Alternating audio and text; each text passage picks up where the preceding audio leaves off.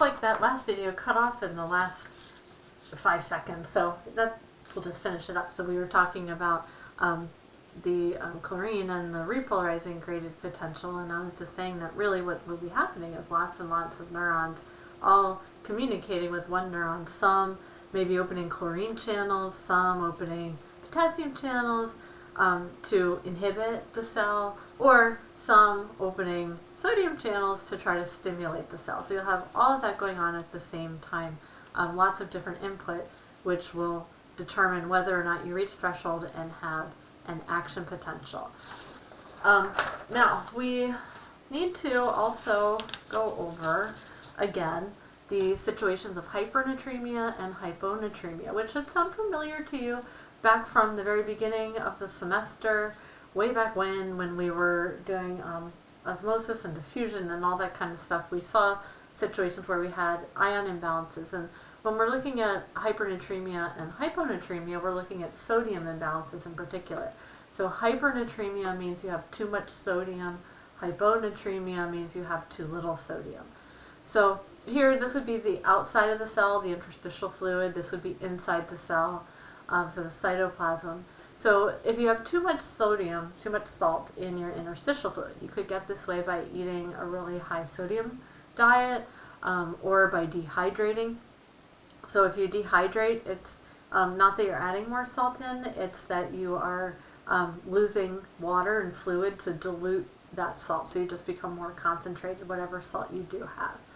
So you have a higher concentration of sodium now outside the cell, and normally we have a high concentration of sodium outside the cell, and sodium is a positive ion and wants to go into the cell for both of those reasons. But now all of that is just increased. We have more positive, we have more concentration, so sodium just really, really, really wants to go into the cell. So we increased our electrochemical gradient for sodium to enter the cells. Because when we have sodium entering the cells, what we're doing is an EPSP, an excitatory postsynaptic potential, which would tend to stimulate the cells. We are going to be overstimulating the cells, so our cells become overly excitable. This is going to cause our cells to just have too many action potentials. So our muscles will be twitchy, heart rate will be sped up, your nervous system will be all sped up, kind of agitated and nervous. Just in general, a really overly kind of stressed out, twitchy sort of feeling. Also in terms of water balance, we already know this. When we have a lot of salt outside the cell, it sucks the water out of the cell. So the water leaves the cell and the cell can shrivel and die, and that's called crenation. For hyponatremia, it's the opposite situation. So we have not enough sodium outside the cell. This would happen if you just never ate sodium, or if you drank a lot of water and diluted yourself very, very much. It's very difficult, kind of a rare situation to end up with hyponatremia. But everything will just be opposite. We'll be decreasing the electrochemical gradient for sodium to go into the cells. It's harder to stimulate action potentials.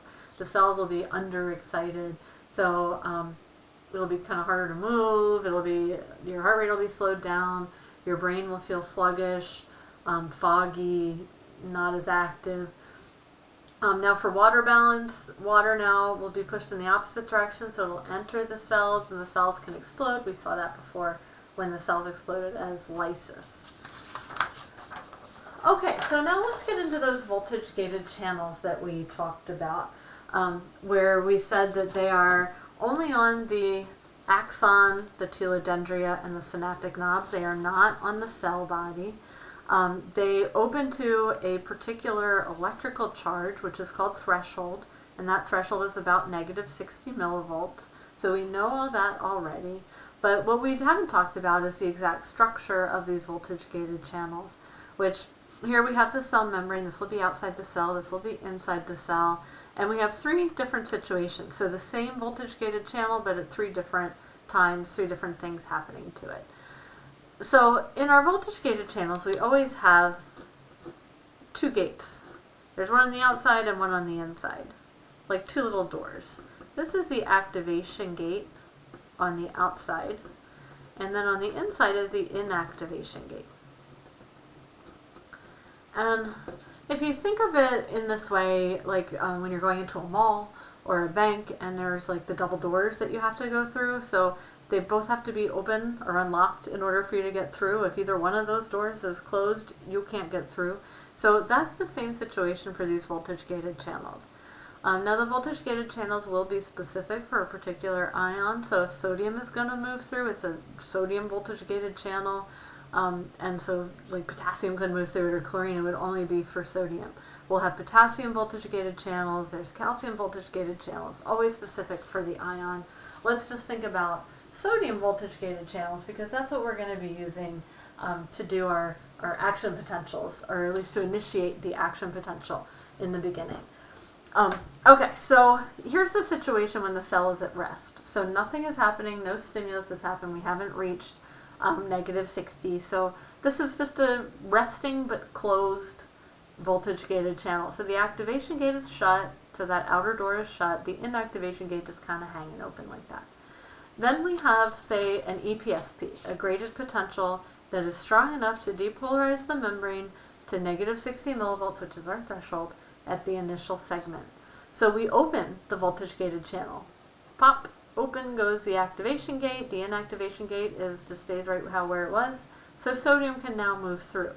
And that positive charge can diffuse in one direction and the other, going in all directions around the cell membrane, just like a graded potential there.